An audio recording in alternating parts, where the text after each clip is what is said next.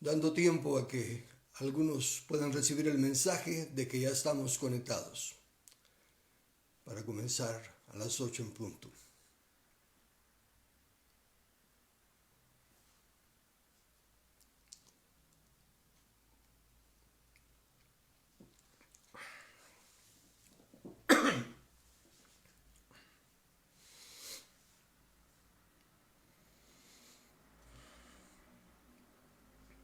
Muy bien. Esta noche quiero concluir la parte de es necesario que el obispo sea irreprensible como administrador de las cosas de Dios.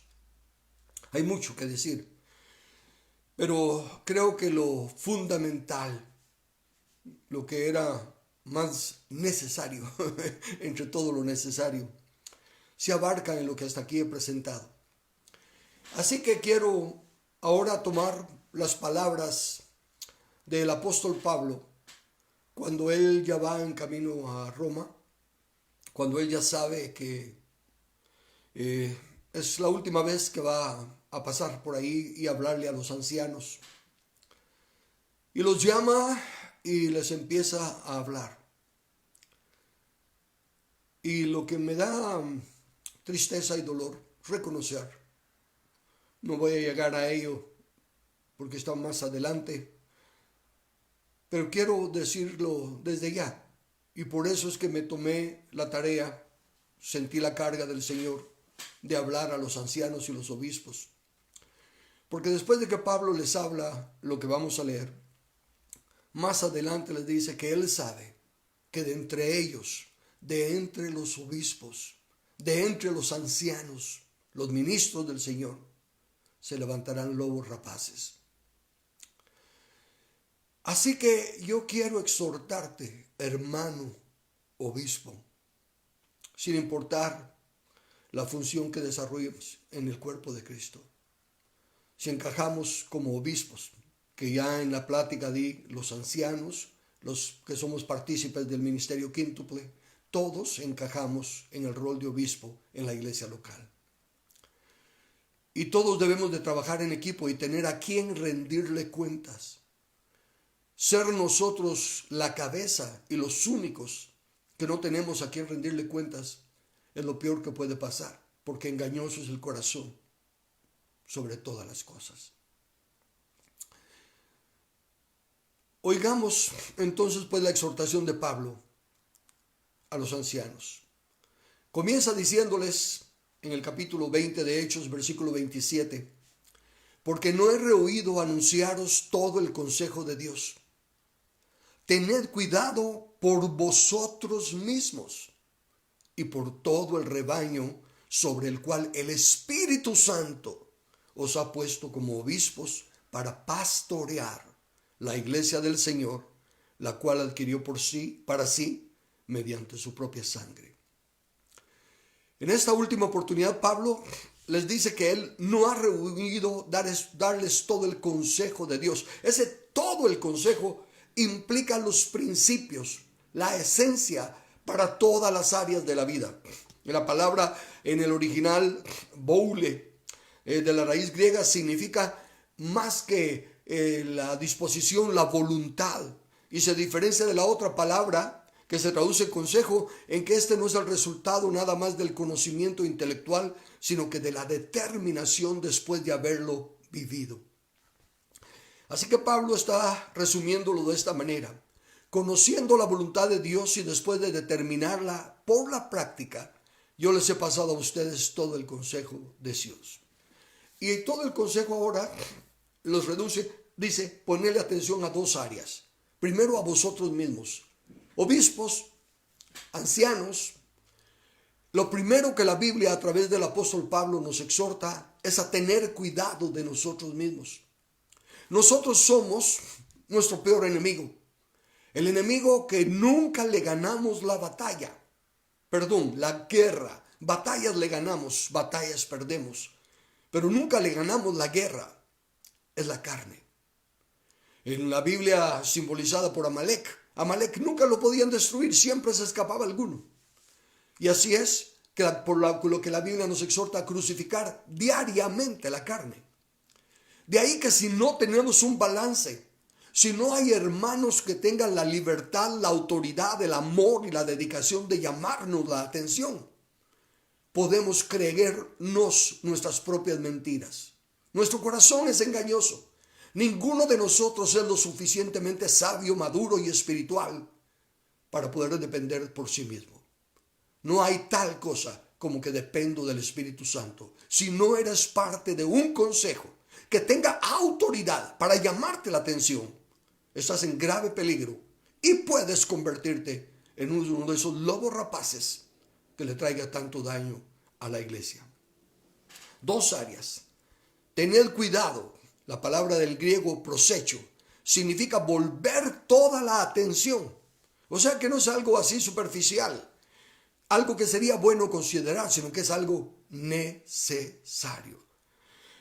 Los requisitos que la Biblia pone para un obispo se pueden resumir en tres áreas. Primero, su conducta personal, que se puede resumir en lo que ya dije, en apto para enseñar. Hablando pues de que la aptitud no es la capacidad, la habilidad de hablar, el conocimiento intelectual, teológico que se tenga, sino que la vivencia de lo que se predica. El ser hacedor, no solo predicador. Y desde luego, el ser hacedor de la palabra de Dios, de acuerdo a los principios de la palabra de Dios. Esa aptitud, entonces, se requiere ser fiel retenedor de la palabra tal como ha sido enseñada. Si estamos enseñando nuestras especulaciones, eso no es ser fiel retenedor de la palabra. Tiene que ser lo que nosotros hablemos, nos lo pueden juzgar los lectores, nos lo pueden juzgar los oyentes con la palabra de Dios. Pero si resulta que es una revelación que yo recibí, palabra de Dios, en la forma que se ha educado a la iglesia, tan pronto se oye palabra de Dios, así dice Dios, o Dios me mostró, automáticamente es como decirles, cuidadito si atreve a cuestionar lo que voy a decir ahorita, porque es palabra de Dios. Ninguno de nosotros está en una condición de que no se pueda juzgar lo que decimos. Todo aquel que aún asusta a las ovejas, recuérdese que a Miriam le salió lepra cuando habló de Moisés. Así que cuidadito de hablar de la autoridad de Dios. Sí, de la autoridad de Dios, pero no de un obispo que se cree que no necesita someterse a nadie. De ese no hay que cuidarse. Bueno, mejor dicho, hay que cuidarse más, pero no porque se le puede ofender, sino porque nos puede engañar. Y él mismo se puede autoengañar. Entonces, por lo tanto, los que usan los textos, especialmente los textos de las interpretaciones del Antiguo Testamento, déjeme recordarle lo que ya dije, lo escribí ampliamente en mi libro El Misterio Escondido, que todos los obispos debieran leer ese misterio escondido. Los que lo han leído hasta la fecha no han querido contestarme nada. ¿Por qué? Solo puede ser una cosa, no encuentran que estoy equivocado, no encuentran que estoy jalando o estirando textos, pero lo que muestra ese libro, la revelación que ese libro da, dice, Pablo lo dice en el Nuevo Testamento, que ninguno de los del llamado Antiguo Testamento entendió. Consecuentemente, las interpretaciones que ellos dieron eran equivocadas y la mayoría de doctrinas futuristas, escatológicas, desastrosas, pesimistas, son basadas en cosas que requieren la interpretación equivocada del Antiguo Testamento. Le puse el ejemplo, lo puse en mi libro, el ejemplo del templo de Salomón. Ese templo que va a esperar un tercer templo, cuando al leer en español, con la luz del Nuevo Testamento y la revelación del misterio de Pablo, Dios nunca quiso ese templo. No es que Dios claramente le dijo a David, no me edificas templo, ninguno me va a edificar templo. ¿Y qué dice David? Mal interpretado, búsquelo usted en la Biblia, que Dios nunca le dijo a David lo que David dice que Dios le dijo. ¿Me captó eso? Dios nunca le dijo a David lo que David dice que Dios le dijo. Léalo en la Biblia, busque. Dios me dijo, tú no me edificarás casa, pero Él escogió a mi hijo Salomón y me dijo que Él va a hacer eso. Busca a ver dónde le dijo eso Dios. Dios nunca se lo dijo. Esa fue la interpretación de David. Lo que Dios le dijo a David fue, y le dijo claramente, cuando tú duermas con tus parientes. ¿Qué significaba eso en la Biblia? Cuando te mueras. Entonces yo levantaré a uno de tu descendencia. Salomón ya estaba levantado cuando David estaba todavía vivo. No encaja. Obviamente, con la luz de la revelación de Pablo, sabemos que ese uno de la descendencia de David, que sí le edificará casa a Dios, es Jesús. Y él está edificando la casa de Dios. Bien, entonces todos los que están esperando un tercer templo y todo el templo no tienen ninguna base bíblica. Están fundando su doctrina en las interpretaciones erróneas de los que no entendieron la palabra del misterio. Así de sencillo. Pero están aferrados a eso. No están mirando, no están teniendo cuidado de sí mismos, sino que por el contrario, no quieren perder lo que ya han hecho. Tienen tantos seguidores porque hacen esto y hacen lo otro, que la Biblia dice que no tienen nada que ver con el reino de Dios. Y cuando lo ven, mejor lo quitan, porque así como habla de que hubo aquellos que amaron más la honra de los hombres que la de Dios, o aquellos que por temor de ser quitados de su puesto de supremacía, no quisieron aceptar, aunque creyeron lo que Jesús estaba diciendo. Entonces, por ahí comencemos. La integridad personal. ¿Somos hombres de verdad?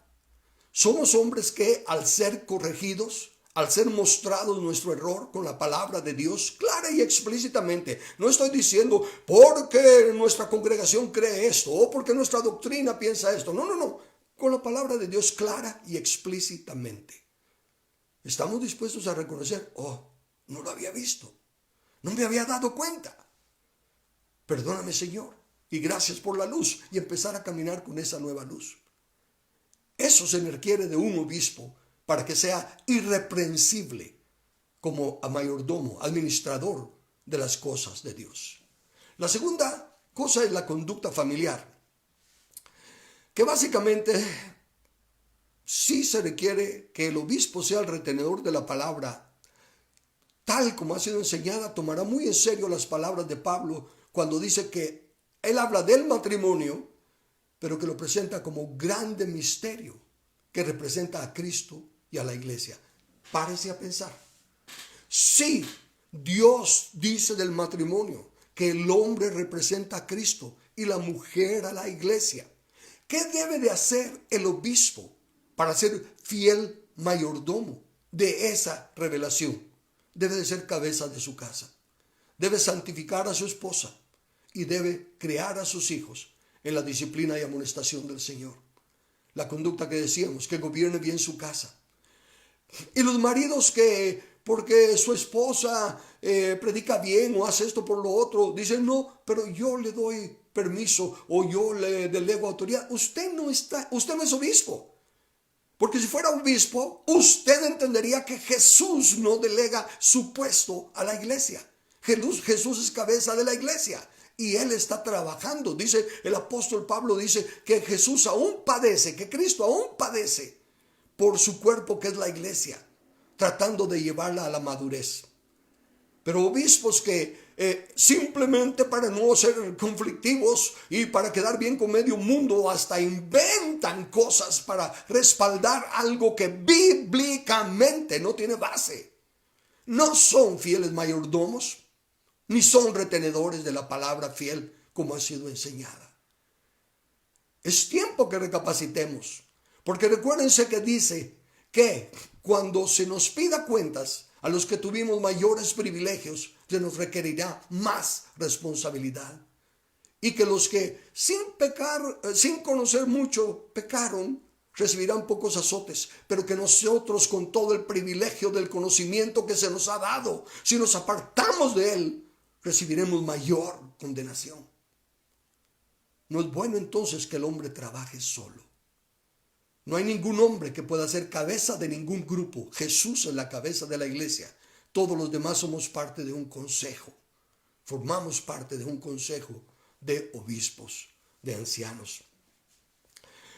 Los que usan los textos de la interpretación que estos dieron, como digo, del Antiguo Testamento, están equivocados. Conducta familiar, entonces, ¿cómo está su casa? ¿Cómo está la relación, la actitud de su esposa? ¿Tiene ella certeza de su identidad como ayuda idónea?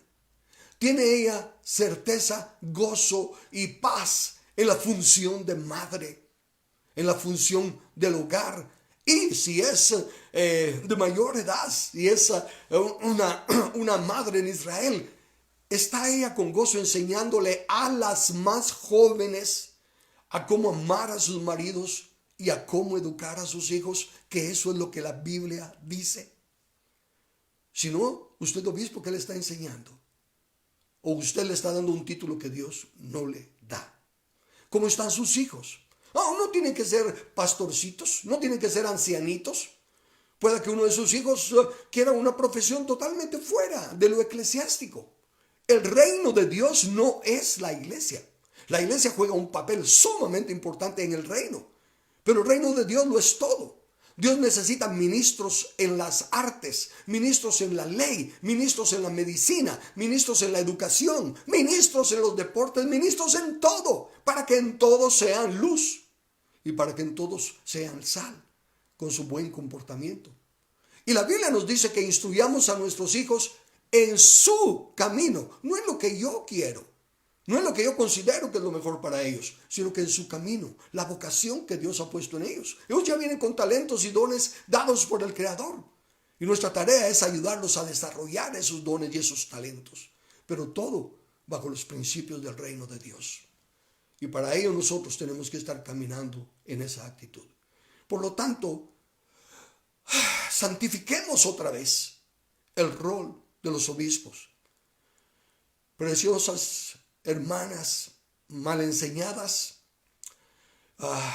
mal manipuladas, que de todo corazón están queriendo servir a Dios porque no les han hablado la palabra fiel como ha sido enseñada y porque no han tenido la dicha de estar bajo obispos que les enseñen la verdad. Ustedes tienen que darse cuenta que la palabra dice claramente que los versos jalados y torturados, como dice Pedro, para decir que una mujer puede ser obispo, son falsos. La mujer no es llamada al obispado. No menosprecie su función, porque en última instancia, si Dios nos ha dado una función, si yo soy pastor o si yo soy, soy doctor, pero me encanta servir al Señor y soy buenísimo para hablar y tengo un montón de creatividad y todo lo demás. Y entonces me dicen, usted debiera de ser el pastor de esta iglesia y yo de todo corazón lo hago. Cuando Dios venga y me diga, a ver, dame cuenta de tus dones. El Señor, se convirtieron miles. Señor, alcancé a tantos enfermos y los sané. Señor, eché tantos fuera, tantos demonios. Y óyeme, ¿y qué tenía que ver eso con su rol de doctor? Señor, dejé la medicina para dedicarme a tu palabra.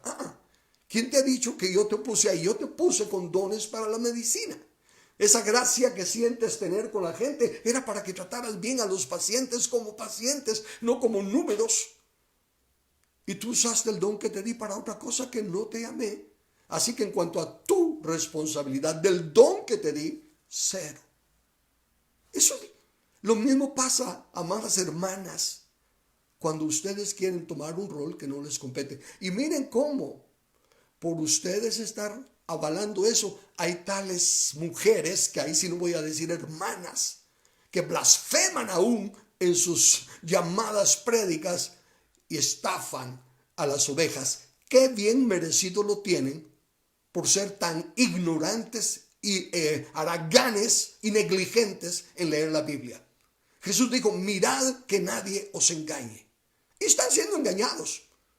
Pero es culpa de ustedes, porque la palabra está a su alcance, pero ustedes la desechan. Entonces, obispos, conducta familiar. Y la tercera es la conducta general. Dice 1 Timoteo 3:7, también es necesario que tenga buen testimonio de los de afuera, para que no caiga en descrédito y en lazo del diablo. Qué triste. ¿Cuántas personas se burlan del Evangelio. Aparece en Facebook, en Bluetooth, en YouTube, en todos lados. Videos y cosas donde muestran las burlas, las torpezas de ciertos llamados obispos, haciendo escándalos, ridiculeces que no tienen nada que ver con la sana doctrina, ni con la palabra de Dios, mucho menos con el Espíritu Santo. Y presentan a otros, casados, divorciados, casados y vueltos a divorciar y todo lo demás, que se jactan de ser ministros de Dios y son causa de vituperio para el nombre de Cristo. ¿Por qué? Porque no tienen buen testimonio de los de afuera. Y como tienen el aplauso de su congregación, como les cuentan los chistes y les dicen la palabra que quieren oír y los tratan como esto y como lo otro, ¿qué me importa lo que esos impíos de afuera digan? La iglesia me aplaude, la iglesia me ama. Sí, pero la Biblia dice, es necesario que tenga buen testimonio de los de afuera. Y buen testimonio no quiere decir que digan, wow, qué gran siervo de Dios. No. El testimonio que tenemos que dar afuera es precisamente de ser personas responsables. Nuestros compromisos civiles son que somos miembros de una sociedad. Seremos obispos en una congregación, somos padres en una familia, pero somos ciudadanos en una nación. Y tenemos responsabilidades y obligaciones. ¿Verdad? Que no nos corten la luz porque no hemos pagado la cuenta. Que no nos vayan a llamar la atención por desórdenes civiles. Tenemos que ser ejemplo para con los de afuera. Y entonces no dejarnos llevar por las corrientes. Y si no nos importa lo que piensan de nosotros como persona. A Jesús lo acusaron de endemoniado, lo acusaron de borracho. Mentiras falsas. La Biblia dice, bienaventurados cuando digan toda clase de mal contra nosotros, mintiendo. Pero si cuando vienen y nos señalan y dicen, usted habla de fidelidad al pacto y de fidelidad a Cristo y todo, y usted rompió el pacto de su matrimonio y usted no le fue fiel a la mujer de su juventud. Y dice la palabra de Dios, sí, pero es que eso está en el Antiguo Testamento y usted ya no es del Antiguo Testamento, ¿verdad? Usted ya es del Nuevo Testamento. Todo eso que estaba ahí en el Antiguo Testamento donde dice que ustedes que están violando el pacto con la mujer de su juventud, están difamando el nombre de Cristo y están causando oprobio, eso ya no cuenta, eso es del Antiguo Testamento. Así que adelante. Qué tremenda barbaridad, qué excusa tan pobre y qué falta de amor a Dios y de respeto a su palabra. Y que de si viene nueva luz. No digo nuevas revelaciones ya no hay. El fundamento ya está puesto con los profetas del llamado Antiguo Testamento y los apóstoles del Cordero. Nadie más puede salir con revelaciones. Si las salen son especulaciones, no son revelaciones. Lo único que puede haber es más luz sobre los mismos temas. Y eso es lo que por la gracia y misericordia de Dios presentó en el libro El Misterio Escondido. Más luz. No cambio ni una tilde ni una coma del escrito está. Simplemente lo leo en español y me doy cuenta cuán ciego había sido que no lo había visto antes. Y lo reconozco. Por un lado le pido perdón a Dios y por el otro me regocijo en que ahora me ha dado la luz y lo puedo corregir. ¿Qué acerca de ustedes? Si su gran ministerio está basado en ciertas cosas que ahora al ver la revelación del misterio escondido, todas esas cosas no tienen fundamento. ¿Está dispuesto a reconocerlo y buscar la gloria del Señor? ¿Por qué? Por la otra cosa, porque dice aquí también en el texto que estamos viendo, mirad por el rebaño, mirad por las ovejas del Señor, las cuales Él compró con su sangre, las cuales Él nos ha pedido que las administremos para Él y las presentemos como una novia sin mancha ni arruga, por lo cual necesitamos decir y enseñar la verdad. ¿Está pensando que las ovejas son del Señor? Entonces, ¿por qué le retiene la palabra del Señor? ¿Son el ejército del Señor? Enséñenles a batallar, pero no místicamente. Es tan fácil encerrarse en el cuarto y orar y estar orando y darle vueltas a lugares y todo lo demás. No. A batallar con las armas de nuestra milicia hoy en día. Nuestras armas de nuestra milicia, que no son carnales en el sentido de que no se basan en la fuerza bruta, sino que son aquellas que se capacitan para tomar el liderazgo al que Dios nos ha llamado. ¿Usted cree que la iglesia del Señor es el cuerpo de Cristo? Entonces aliméntela. Dice, si es el rebaño, dice pastoread mis ovejas. Y recuérdense que la palabra pastorear no es acuchuchar, no, es darles alimento. El buen pastor lleva a sus ovejas a donde haya pasto fresco, donde haya aguas mansas, para que puedan alimentarse. Eso significa la enseñanza de la palabra de Dios sana y las aguas claras de la verdad. No fantasías, sino otras tantas tonterías que se enseñan. Si usted no está alimentando al rebaño de Dios, usted va a darle cuentas a Dios. Por eso, ¿qué dice nuestra actitud? ¿Cómo está nuestra disposición a ir en contra de la religiosidad y el humanismo que se ha metido a la iglesia y que la mantiene como un pueblecito necesitado? Obispos, nosotros debemos de formar guerreros en la iglesia, personas maduras que lleguen a ser hasta mejores que nosotros, y nos debería de dar gran gozo si se levantan de entre nuestra congregación personas que lleguen a desarrollar en rangos de servicio hasta algo más grande que nosotros. Esa debiera ser nuestra meta. No siempre mantener un grupo de seguidores. No son nuestros seguidores. Deben ser seguidores de Cristo y nosotros los que les enseñamos a seguir a Cristo, no a nosotros. Y la gran mayoría de la iglesia resiente eso. ¿Por qué? Porque se les ha engañado con la doctrina de que no, tú eres ovejita y tu pastor te tiene que quitar los piojos, las pulgas y las garrapatas. Tú eres ovejita y tu pastor es el que te dice lo que tienes que hacer. No. Hemos dañado el cuerpo de Cristo y por eso estamos como estamos. Pero nunca es tarde cuando hay un arrepentimiento de verdad.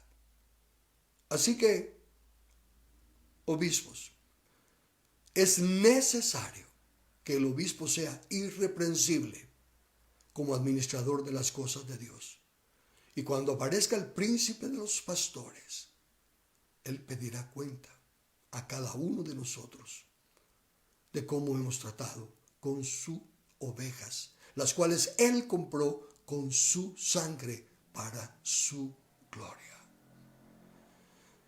Oh, cómo anhelo que estas palabras lleguen a obispos. Si usted, miembro de la iglesia, se arriesga, dígale a ese obispo, al menos, dígale, obispo, mire, ahí estaba hablando uno y copié lo que él habló para que usted nos ayude a desmentir a ese fanático que apareció ahí. Dígaselo como sea, pero invítelo a que escuche. Quizá el Espíritu Santo le redarguya y él sea tierno en su conciencia y lo reciba.